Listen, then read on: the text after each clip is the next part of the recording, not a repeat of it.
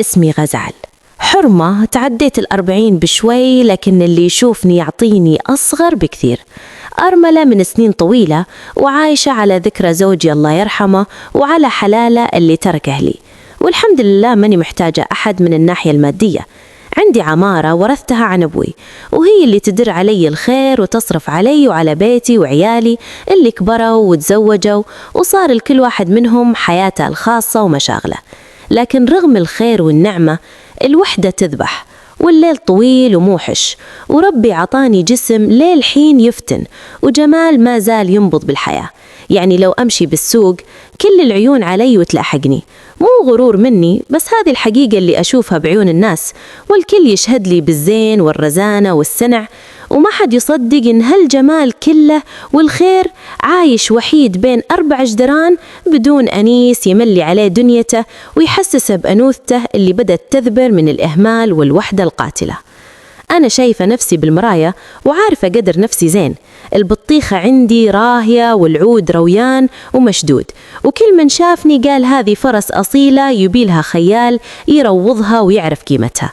كنت دايما أحس إني قوية وما يهزني ريح، وأظهر للناس قوة الشخصية والصرامة، لكن من داخلي كنت هشة وأنتظر شيء يغير روتين حياتي الممل ويكسر حاجز الصمت اللي عايشة فيه. كان عندي شقة فاضية في العمارة من فترة، وتعبت من مشاكل المستأجرين اللي ما يخافون الله، اللي يكسر واللي ما يدفع واللي يأذي الجيران، مشاكلهم ما تخلص. وكنت شايلة هم من بيسكن فيها هالمرة هذه، وكنت أدعي ربي يرزقني بمستأجر مريح وما يوجع راسي. وقتها كنت مسافرة فترة نقاهة، أغير جو أريح أعصابي برا الديرة، وأختي حصة هي اللي كانت ماسكة أمور العمارة بدالي وتتابع الطلبات والمستحقات وتشوف العمال. يوم كلمت أختي حصة وأنا بالسفر قالت لي أبشرك يا غزال، لقيت مستاجر جديد للشقة اللي بالدور الثاني، رجال مصري واسمه ياسر، مهندس قد الدنيا وجايب عقد عمل جديد بشركة كبيرة. تقول شكله ولد حلال ومحترم وباين عليه ابن ناس ومو راعي مشاكل وهادي جدا. أنا ما شفته ولا أعرفه، بس كلام أختي طمني شوي، وقلت الحمد لله دامها شافته وارتاحت له، أكيد إنه رجال كفو ويستاهل، وهي نظرتها ما تخيب بالناس وتعرف تميز الزين من الشين. وافقت مبدئيا وقلت لها تمام، الله يكتب اللي فيه الخير وخليه يسكن ونشوف تاليتها معه. المهم يرتاح البال من هم الشقة الفاضية ومن الخسارة اللي قاعدة تجيني من وراها. وما كنت أدري إن هالمستاجر بيكون هو نقطة التحول الكبيرة بحياتي. ما اهتميت كثير بالتفاصيل وقتها لأني كنت مشغولة بسفرتي ومستمتعة بالأجواء، لكن الفضول كان ياكلني من داخل. أبي أرجع وأشوف هالمستأجر المصري الجديد بنفسي وأعرف وش سالفته، وهل هو فعلا مثل ما وصفت حصة ولا تبالغ. يوم رجعت من السفر أول شيء فكرت فيه هو ياسر المستأجر الجديد. قلت لازم أروح بنفسي أتعرف عليه وأخذ منه الإيجار، بحكم أني أنا المالكة، وأشوف وش وضعه وأفهم نظام العمارة والجيران عشان ما تصير مشاكل بعدين، ومنها فرصة أشوف السيد هذا اللي أختي تمدح فيه ليل نهار وكأنه لقطة ما تتعوض. كان فضول حريم ممزوج برغبة في كسر الروتين، ويمكن رغبة مدفونة أني أشوف رجال جديد بحياتي حتى لو كان مجرد مستأجر.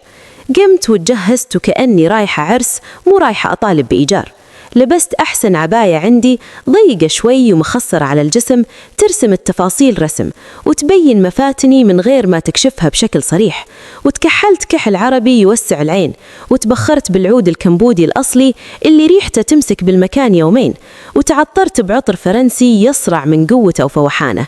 كنت أبي أترك انطباع قوي من أول لقاء، أبي يعرف أن صاحبة الحلال مرة كشخة وقوية وشخصيتها ما هي هينة أبدا، عشان يحسب لي 1000 حساب وما يفكر يوم يلعب بذيلة معاي أو يتأخر بالإيجار أو يستهين فيني كوني مرة وحيدة. كنت أبي أفرض هيبتي وبنفس الوقت أبرز أنوثتي اللي كنت حابستها لسنين.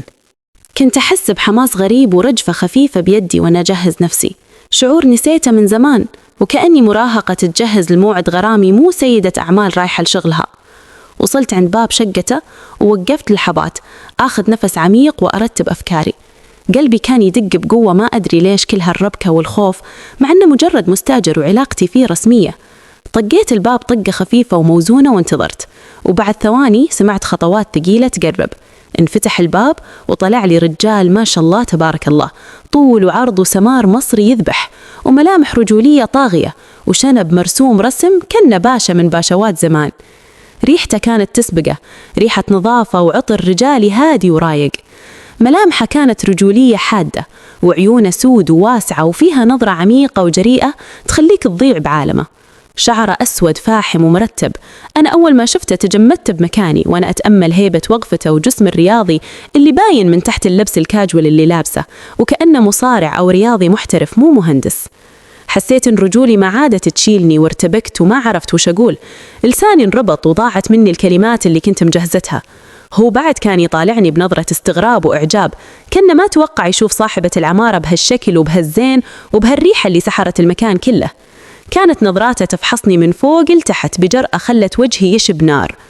بعد صمت طويل حسيته دهر، استجمعت قوتي وتكلمت بصوت حاولت أخليه طبيعي ورسمي قد ما أقدر، وقلت: السلام عليكم، أنا غزال صاحبة العمارة. هو رد السلام بلهجة المصرية المحببة، وصوته كان رجولي وثقيل وفيه بحة دوخ، وقال: أهلا وسهلا يا ست هانم، نورت العمارة كلها، يا مرحب، فرصة سعيدة جدا أني شفت حضرتك. قلت له وأنا أحاول أبين أني جادة وما أمزح وعيني تتهرب من عينه: جيت بخصوص إيجار الشقة يا أستاذ ياسر، عشان نستلم الدفعة الأولى ونتفق على العقد.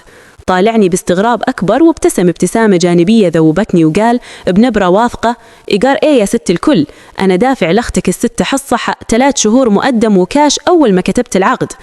أنا هنا حسيت كأن أحد كب علي سطل موية باردة، وجهي صار ألوان من الفشلة وانصدمت من كلامه ومن أختي اللي ما قالت لي وحطتني بهالموقف البايخ. حسيت بإحراج ما بعد إحراج، رجال أول مرة أشوفه وأول سالفة بيننا فلوس وبهالشكل المحرج، كأني طرارة جاية أشحذ منه أو أتهمه إنه ما دفع. قلت له وأنا متفشلة ومنزلة راسي بالأرض وما ودي أطالع فيه من الخجل: العفو منك يا أخ ياسر، والله ما كنت أدري، أختي حصة ما بلغتني بهالشي وحصل خير، اعتبرني ما جيت. حسيت إني صغيرة قدامه بهالموقف وهو يطالعني بابتسامة نصر، وبكل أدب وشهامة وجدعنة المصريين دخل وجاب لي إيصال بالمبلغ اللي دفعه، وتأكدت إنه صادق بكل كلمة قالها. اعتذرت منه مليون مرة وقلت لحقك علي والسموحة منك، وأنا بكلم أختي وأشوف وش قصتها وليه ما علمتني. كنت خلاص باخذ بعضي وأمشي وأنا منحرجة من الموقف البايخ وأبي الأرض تنشق وتبلعني، لكنه وقفني بصوت الهادي وقال بلكنته المصرية: استني بس يا ست غزال، ما يصحش تيجي لحد باب بيتي وتمشي كذا من غير واجب الضيافة، ده حتى عيب في حقنا وحق الصعايدة. اتفضلي اشربي شاي ولا قهوة تروقي دمك، البيت بيتك. ترددت بالبداية وكنت خايفة، بس إصراره وطريقته المهذبة ونظراته اللي تحاصرني خلتني أوافق. حسيت إنه رجال أصيل وعارف الأصول وما يبي يكسر بخاطري بعد الفشلة اللي صارت. دخلت الشقة وأنا أحس بربكة غريبة، كأنها أول مرة أدخل شقة بعمارتي. كل شيء فيه كان يجذبني، هدوءه، نظراته الثاقبة، حتى ريحة بخورة وعطرة اللي كانت مالية المكان وتدل على ذوقي الرفيع. قعدت بالصالة وهو راح المطبخ يجهز الضيافة، وعيوني تتلفت بالشقة. كانت مرتبة ونظيفة وريحتها ترد الروح. الأثاث بسيط بس مرتب بطريقة فنية تدل على إن ساكنها رجال راعي ذوق ونظافة ومهتم بأدق التفاصيل، مو مثل باقي العزاب اللي شقجهم تقلب الراس وتكون حوسة. كنت أسمع صوت الملاعق والكاسات بالمطبخ وقلبي يدق مع كل صوت. كنت أتخيل شكله وهو يجهز الشاي وأحس بحرارة تسري بجسمي. شوي وجاب الشاي والقهوة وجلس قدامي وبدينا نسولف سوالف عادية. سألته من وين هو بمصر وإيش يشتغل وعن الغربة. علمني إن اسمه ياسر وإنه وحيد أهله وجاي يكون نفسه ويبني مستقبله، وإنه يحب الهدوء والاستقرار. كل كلمة يقولها بلهجة المصرية كانت تزيد إعجابي فيه وتخليني أنجذب له أكثر.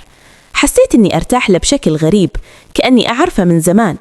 بعد ما شربنا الشاي قال لي وهو يطالعني بنظرة جدية وفاحصة: على فكرة يا ست غزال، في مشكلة بسيطة في بلكونة الشقة، الجدار فيه شطب وتصدع وبدأ يوسع، وأنا خايف إنه يأثر على المبنى مع الوقت، يا ليت تشوفين له حل. أنا على طول قمت بكل حماس وقلت له: يا ساتر، وين؟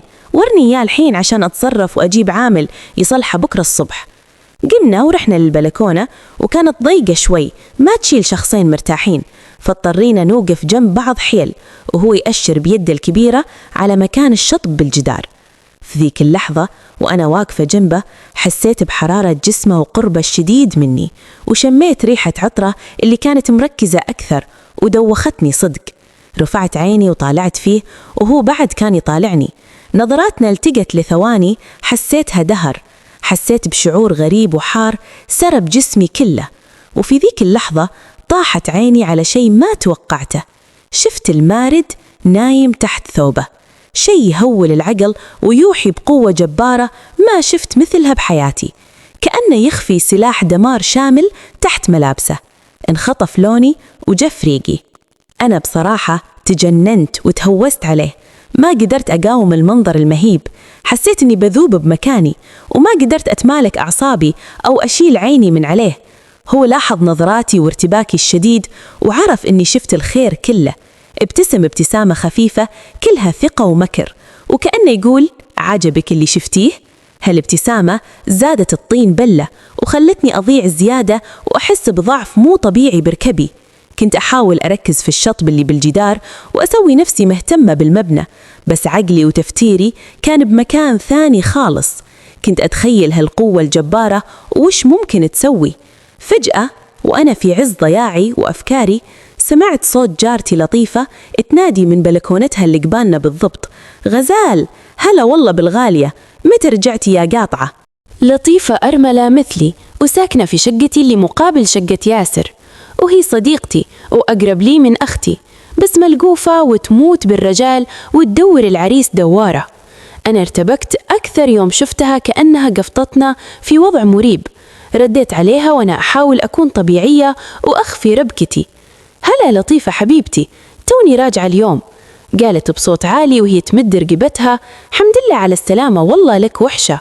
لحظة بس، ألبس عباتي وجاية أسلم عليك وأبارك لك بالسلامة وأتعرف على الجار الجديد اللي ما شفناه إلا صدفة. قلت في نفسي: يا ليل ما طولك، وش جابها الحين هالملقوفة؟ خربت علي الجو واللحظة اللي كنت عايشتها، وكنت خايفة أنها تلاحظ نظراتي أو تفهم الوضع غلط. ما مرت دقيقة إلا وجرس الباب يرن. عرفت إنها هي. دخلت لطيفة وهي تضحك وتسلم علي بحرارة وتحضن فيني، وبعدين التفتت على ياسر ومدت يدها تسلم عليها بنظرات كلها إعجاب ودهشة، وأنا قلبي ولعت فيه نار الغيرة. قعدت معانا وبدت تفتح معاه مواضيع وتحاول تتعرف عليه وتتمايل قدامه وتضحك بصوت عالي وتستعرض، وهو كان يرد عليها بكل أدب وذوق بس برسمية. بس أنا كنت ملاحظة نظراتها اللي كانت بتاكلها أكل بعيونها. شوي وقالت لي: تعالي يا غزال، أبيك بكلمة راس برا. طلعت معاها وأنا عارفة وش تبي تقول. سحبتني بعيد وهمست لي: وش هالزين يا غزال؟ من وين طلعتي لنا هالقمر المصري؟ هذا لقطة ولازم ما يروح، تكفين توسطي لي عنده، أبي أتزوجه. انصدمت من جرأتها وقلت لها بصوت مخنوق: إن شاء الله يصير خير. رجعنا الشقة ولطيفة ودعتها بنظرات ذائبة ومشت. بقيت أنا وياسر لحالنا. حسيت إن الجو صار متكهرب أكثر. قرب مني ياسر وقال بصوته المصري اللي يدوخ: شكل جارتك وصديقتك حاطة عينها علي ست غزال وعايزة العريس. ضحك ضحكة رجولة هزت كياني كله، وقال بنبرة كلها ثقة: الله يرزقها بابن الحلال، بس أنا عيني ما تروحش لغير الأصل والزين كله. أنا عايز صاحبة الحلال مش الجيران، والواضح إنك أنت كمان عينك مني يا جميل.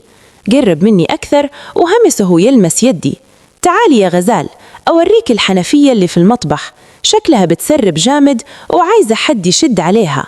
دخلني المطبخ وهناك عشت ليلة بألف ليلة وليلة، وعرفت إن المهندس المصري شاطر بتصليح كل شيء مكسور، ورواني من حنانه وقوته اللي نستني اسمي وتاريخي.